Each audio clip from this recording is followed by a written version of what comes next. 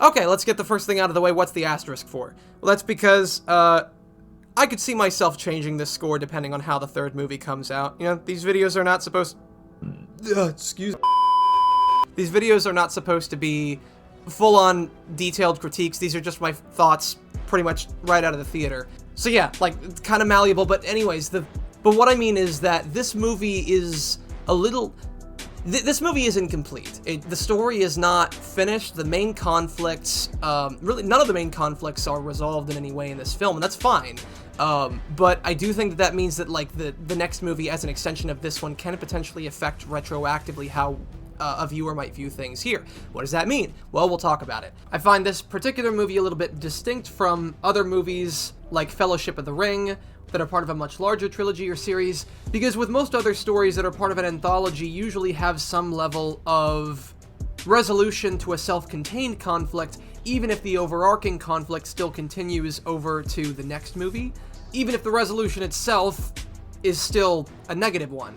I believe that I believe stories are greater than the sum of their parts. I think that if you took any film that you really enjoyed and looked at each scene individually without any other outside context, pretending that nothing else outside of that scene exists, I think that if you did that to every single scene and then summed it up, you will find something much less than the whole. And so because I feel that this film is missing something very crucial, I don't think that it's fair for me to just say that this is my final score. So in summary, the asterisk means this. I think that on its own, this is an 8 out of 10 setup and rising action to what could potentially be a 9 out of 10 story. Alright, let's get the bad out of the way because there's only a little bit of it, and I want to talk about the good because there is so much more of that. Pregnant Spider-Woman is silly. Pretty sure that doesn't need to be said. A lot of people have said it already. Although, for as many people who say that, yeah, Spider-Woman who's jumping around doing all this kind of stuff and fighting people could lead to a miscarriage if someone accidentally punches her in the gut, honestly, with all the heavy lifting that I've seen her do and how few actual hits I've seen her take, especially with how she lifted a third of a fucking helicopter in the opening fight scene of the movie, I say that she's less prone for a miscarriage and far more likely for preterm delivery. Still incredibly irresponsible, though. Peter B is a similar problem, but maybe a little bit less so, because it seems like he just, it was just like a bring his daughter to work day kind of thing, and she just got roped in with everything else. Still irresponsible that he took her up a gigantic-ass Still incredibly irresponsible that he took her up a space elevator. Some other minor problems. When all the Spider-Men are chasing Miles, why doesn't Miguel warn the lady at the computer station that Miles is on his way to the teleporting machine, since that is the only way that he could go home? And locking that down would at least guarantee that he can't leave, even if they can't, keep him here. How does Miles know how to work the machine? Why is it that it can be accessed so easily by pretty much anyone? Is it not password protected? Just seems like a bit of security risk. And why does Miguel and the other Spider-Man go to Miles' universe as opposed to the universe that Miles went to? Because I'm pretty sure that, like, before he went there, the console said what Earth he went to. I think it was Earth 42 that it said that he got teleported to. So does the console not keep a history of, like, where it sends people to? Does it not keep some kind of log of some kind? Again, just something else that also seems both inefficient and like a security risk waiting to happen. But that last one, I don't think is as big a deal if, so long as in the next movie, Miguel realizes pretty easily, as he should, that this is the wrong universe and that Miles isn't here. That's the thing, though, is that these problems are so small in comparison to everything else that's great about this film, that, like, the most I can say are just these minor criticisms of it. Really, besides that, I don't have criticisms per se, but just questions, things that I'm a little unclear on in the film, how they were answered, and potentially how they could be answered in the next movie, for better or for worse. One question I have is in regards to Canon, and in fairness, you're supposed to be a little unclear on what exactly Canon is, because it seems like the characters aren't too clear on it either. Canon is explained as the events in a Spider-Man story that are supposed to happen to everyone. Like Uncle Ben dying, being bit by a radioactive spider, this all this stuff associated with Spider-Man. That's what's supposed to be canon. And when these canon events are disrupted, it can cause the universe to fall apart. Miguel wants to keep things in canon the way that they're supposed to be as much as possible to prevent universes from falling apart. And you can probably understand why Miles isn't too keen on letting things play out that way when he finds out that his dad is supposed to die. You know, much like how Captain Stacy died in Amazing Spider-Man. His dad becomes captain and now he's supposed to die. Gwen's father is also a captain who's supposed to die. Except that due to the opening fight, he quits the Force after finding out that his daughter is Spider-Woman. And it's implied that that is what will prevent him from dying, though it isn't confirmed. But that's what I get the impression of. It's also implied that Miguel really doesn't know much about canon, and that he does not know of these ways to potentially change quote-unquote canon without disrupting the universe, assuming that's what this is. I don't know yet. We'll have to see in the third movie. But at the same time, wouldn't preventing Lieutenant Stacy from becoming captain also break canon if it prevents him from being killed as well? So there are some things that you can prevent in canon without breaking the universe, but only when done in certain ways, but not other ways? How does that work? And the third movie will likely answer this question. I just want to see what that answer is in the third movie is all. Something else I have questions about is in regards to how so many Spider-Men went along with Miguel's plans. This is something that I find slightly more believable because Miguel clearly picked certain Spider-Men to let in on this and other Spider-Man not to, as indicated by the fact that Indian Spider-Man didn't know what canon is because he tried to save his universe's Captain Stacy. And, I mean, yeah, that makes sense, because if Miles is any indication, telling any Spider-Man right away who Miguel can't trust yet is kind of a security risk to the multiverse, because it means that Spider-Man who Miguel can't trust will be incentivized all the more to disrupt canon in order to save the people that they love, which will in turn then, destroy the universe. I can also believe that of the ones that were told, even if they were to push back initially, would inevitably conclude the same thing as Miguel, that ultimately the needs of the many outweigh the needs of the few, whether out of paranoia or just because they believe him that much. Yeah, Spider-Man would absolutely choose the world over one or even a few people, no matter who they are, if he believed there was no other way. And that's where my question comes in, because in the next movie, if there is another way, and if it really is just as simple as finding these other ways to prevent something from happening, but just not directly as they're occurring, it's going to depend entirely on how the third movie addresses this, because if there is a way to prevent it, I think that there needs to be a reason why Miles is literally the first Spider-Man to be let in on this secret that has not only considered this, but will be the first person to find the third option. And we're talking about Spider-Man. Like, even more so if the answer really is as simple as getting the captain to quit the Force before the canon event actually happens. Because if that is all that there is to it, I'm just saying there is going to need to be some contextualizing as to what canon actually is, as opposed to what Miguel thinks it is. Final question I have, in order to maintain canon, they seem to be able to predict the future to some degree, as indicated by the fact that they seem to know the exact day that Miles' dad is going to die. And this is according to some kind of algorithm that is designed by Miguel's AI. The questions I have: on what basis is this algorithm made? How accurate is it? Can it only predict canon events?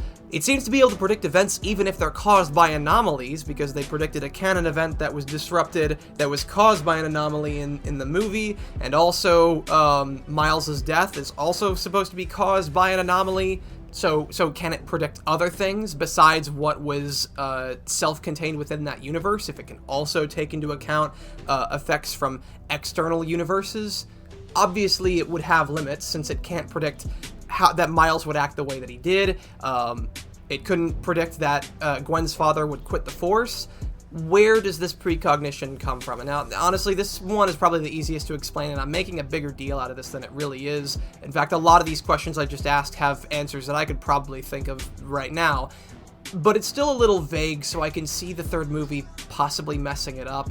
I just think it's... Again, these are not problems. There are answers that can be inferred from the work that is shown, but inference is all that they are. I don't see anything confirming them, except about maybe the precog kind of stuff. I could maybe see some things explaining that in this movie. But as for my other questions, those are what worry me, because I could just as easily see the next film messing them up. And like, I don't care how great this film is, I've seen good movies turn to shit in their sequels. I have seen great shows decline in quality in later seasons.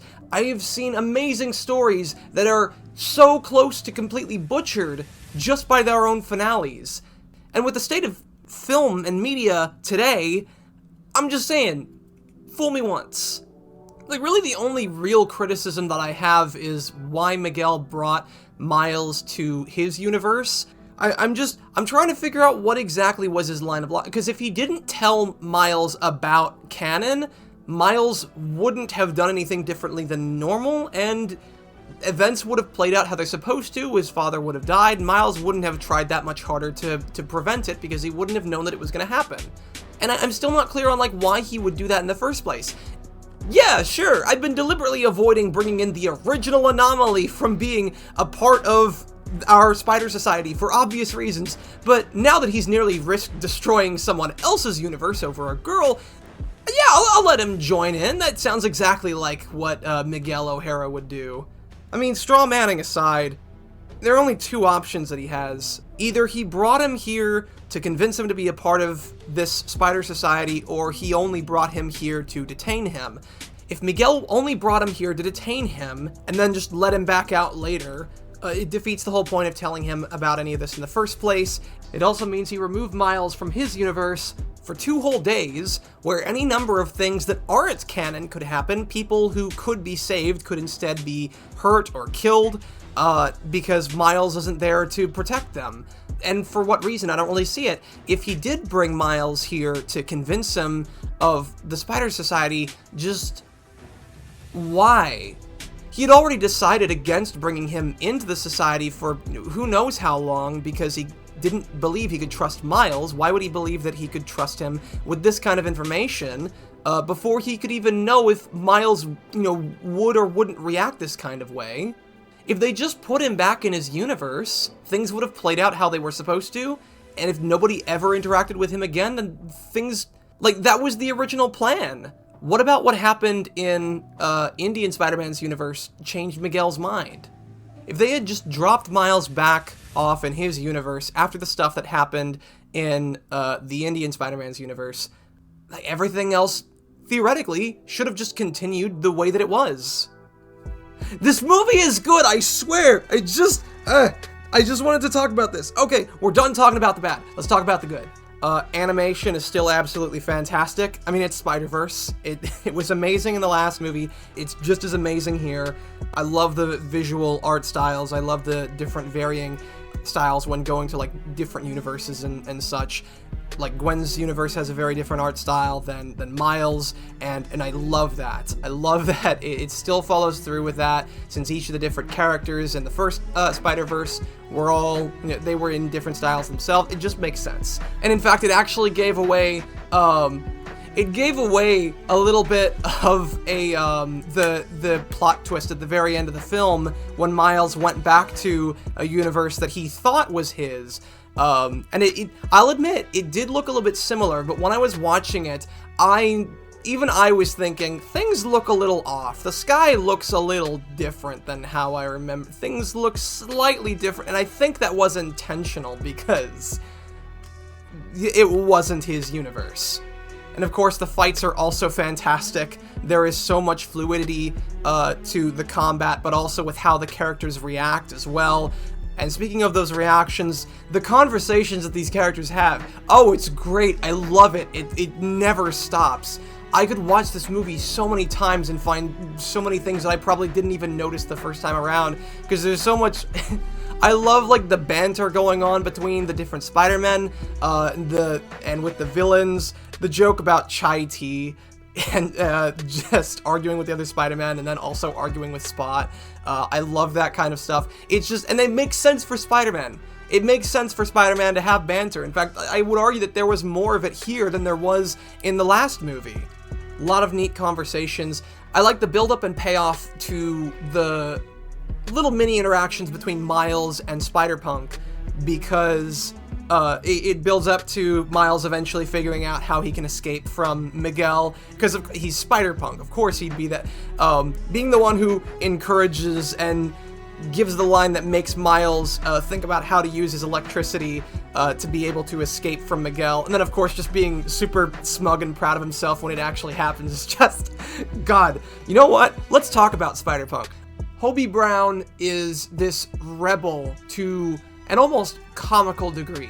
And I mean, like, almost virtually everything he says and does is with some kind of intent to, like, oppose or antagonize some kind of greater authority of some kind. Even the Spider Society itself.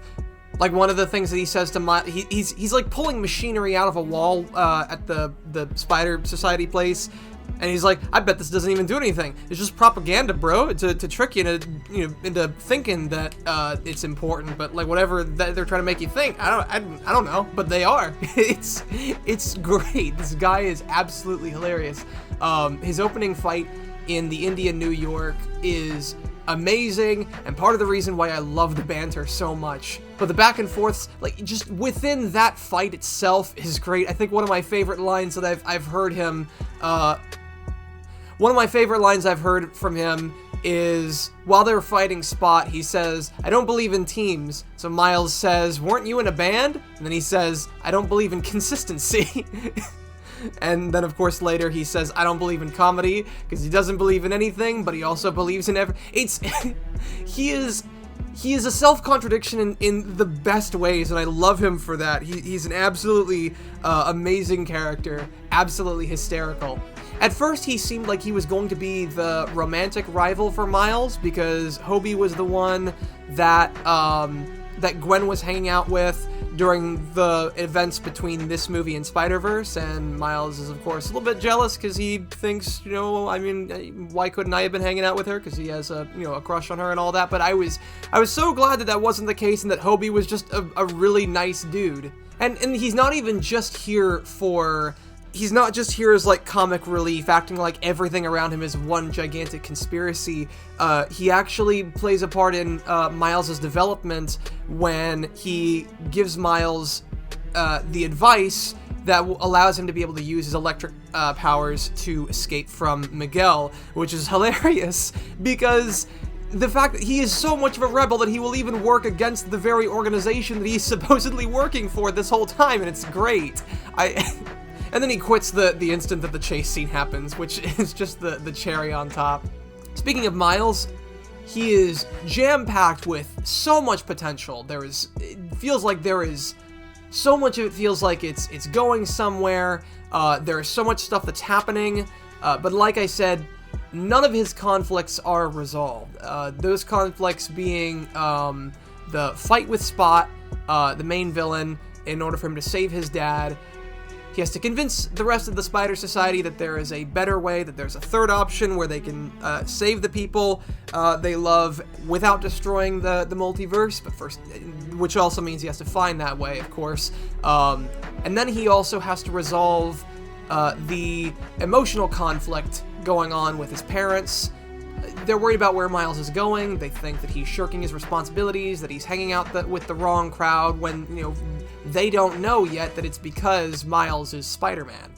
They also aren't keen on letting him go. There's many times when they show that they're very protective. They're not ready to let the world take him from them, and that's a very it's a very sympathetic, understanding kind of conflict for any kind of person. Again, Spider-Man is one of the main appeals of Spider-Man, is that he has those kinds of conflicts. So it's nice that Miles is getting one of those. But in all fairness, this isn't anything new, but it's still done well.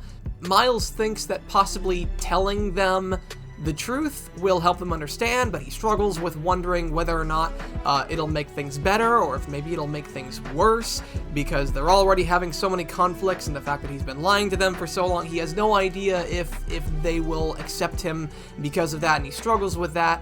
And it doesn't help that Gwen further pushes him not to... she even says that it's a bad idea to tell his parents, which we find out later is... Well, we'll talk about it when I talk about Gwen, because she's also a very well-written character here. It doesn't help that his dad also doesn't like him when he's Spider-Man either, and feels like he's, just as irresponsible as Miles is in person. Now, it's also implied that Miles wanting to go off and do his own thing, and his parents being worried that he might get involved with the wrong crowd, is supposed to be analogous for the Spider Society, because Miles really wants to get into this society so that he could see Gwen and hang out with them. He wanted to be a part of this for a long time, in much the same way that his parents envisioned that he is getting involved with other friends. And of course, the ultimate reveal that they aren't who Miles thought they were it's foreshadowed by the worries that his mother has that they're not the right kinds of people. And so the fact that Miles wants to go off and do his own thing, and his parents are protective of that, is supposed to, I guess, mirror him wanting to go off with the rest of the Spider Society, and then ultimately finding out that they're not who he thought they were. And if the Spider Society is supposed to be a stand-in for the university Miles wants to go to, and the people who his parents thinks he's hanging out with, it does make me kind of wonder how his experience here will change his thoughts on where he wants to go, and whether or not he is going to go to university. But again, we don't know that yet, because like I said, the story is incomplete. None of these conflicts are resolved. As well set up as they are, it is still hard for me to say the exact quality beyond like just setting things up, because when you have a complete story, the whole story is more than the sum of its parts. So when you're missing some of those parts, it's hard for me to say whether or not the film... Shut up, phone. It's hard for me to say whether or not... It's hard to say whether or not it is absolutely buttfuck amazing or just regular amazing.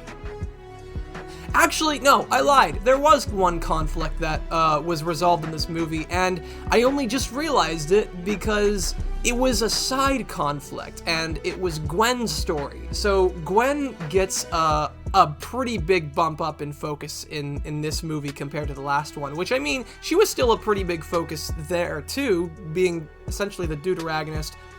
Okay, well, I guess that was Peter B, but you get my point.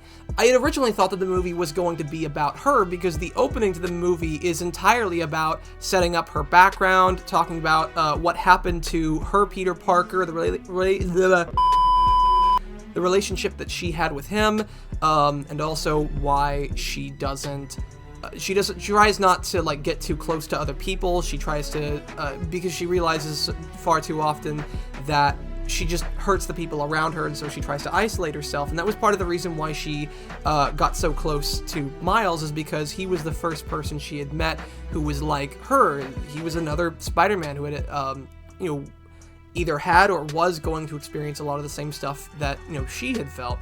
But at the same time, she still didn't want to get too close after learning what happens between Gwen and Spider-Man in every other universe, and which again shows a bit of a struggle there. She struggles, which that sets up her conflict, is that she struggles whether or not to hold on to these attachments or not. And I can see why she went into the Spider Society so quickly, when you really understand how much she has isolated herself off from everyone else just so that she could keep herself from getting hurt. Even more so when she tries to isolate herself from Miles. And I mean, she really goes full in on the Spider Society, because... So one thing that happens in the opening is that in the opening, it also establishes a growing tension between her and her father, since he's trying to catch Spider-Woman because he believes that she killed Peter Parker. And after the opening fight scene, he quickly learns her identity, which further throws their relationship into conflict because now she can't bear to face him now that he knows her identity, and there's that intimacy that she is desperately trying to keep separate so that she doesn't get the people around her hurt like she did Peter. And so she basically, yeets out of her universe and just stays with the Spider Society crowd the whole time because she can't go back to face her father. And I love this conflict. Purely through retrospect, I think I have a little bit more investment in her story than Miles because, or at least in the context of that film alone, because her story at least has a conclusion, is that ultimately she finds out that trying to distance herself from the people around her is going to create just as many problems, if not more, as the alternative, realizing that by not letting people in, she, can destroy any of these relationships that she's trying so hard to hold on to in the first place. Like at the very end, when Miles figures out that she was lying to him the whole time, he seems to lose his trust in both her and Peter B. And in the end, when she comes to realize this stuff and she finally goes back to her universe and mends relationships with her father, ultimately finding out that he quit being the captain and realizes now that he's not going to die. And further, as an even greater conclusion to her story, she decides that she's going to make it up for lying to Miles by helping him and getting all the other Spider people that we've seen from this movie and the last one together to go help find him and fix this. Which more or less also confirms that Miles will hopefully also follow suit and tell his parents about his identity, or at least he tries to, so I have no doubt that he will do that in the next movie. But yeah, I guess I'm wrong that there isn't a conflict that's resolved in this movie. It's just, if anything, I kind of wish that the movie was more so about Gwen, since it kind of already starts off from her perspective anyways. I almost wish that it was about her. Miles's conflicts are the overarching conflicts between this movie and the next one, and then this movie focuses primarily on the problems that Gwen faces that also mirror the kinds of similar conflicts that Miles is having with his parents. But that's just how I feel. I don't think that can be held as like an actual criticism against it. Who else? Miguel. Miguel O'Hara is a great antagonist, and it's not just because of the memes. Respect every single Spider-Man in here. Does that include me? No, you fuck! Okay, it's kind of because of the memes. But still, like, even without them, he's still a great character.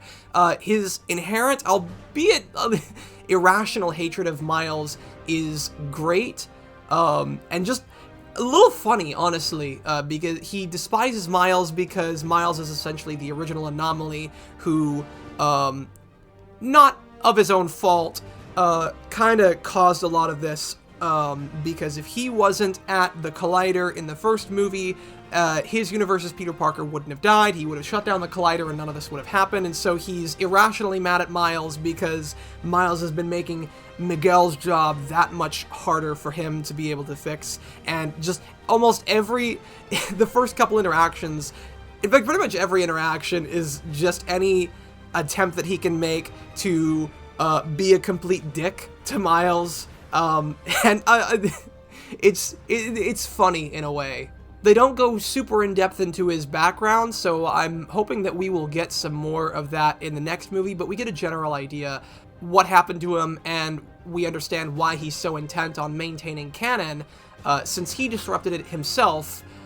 So his whole thing is that he, I guess, didn't really like his life a whole lot. We're not really told a whole lot about his life in his universe, and so in order to escape that, he finds another universe where their Miguel O'Hara died, and so he replaced that Miguel in order for him to live out the happy life that he had wanted. Unfortunately, he then realized that by interfering with this other universe, he was breaking the canon in that universe, causing the whole thing to fall apart, and so that's why he is so intent on maintaining it. Did I already explain that? Which also explains where, all this paranoia comes from. And it makes a fantastic antagonist for the conflict regarding resolving or convincing the rest of the Spider-Man about this third option. Peter B, I actually wasn't too surprised that he wasn't too prominent in this movie, even though he was the mentor figure of the last film. But I mean, I feel like that also kind of made sense given where his story ended in the last movie. This is a veteran Spider-Man who's been through it all. He had an arc and it, ended fantastically. There really wasn't a whole lot more to do with him besides just establishing, his life is great. He has a kid. He and MJ are happy. That we get to see the fruits of the conclusion of his arc.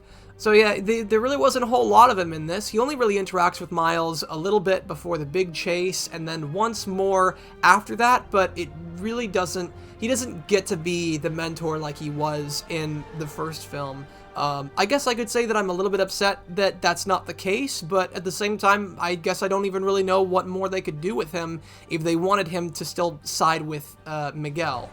Indian Spider-Man was cool. It's interesting to see a Spider-Man who is so naive and young and clearly hasn't experienced the hardships of what it means to be Spider-Man.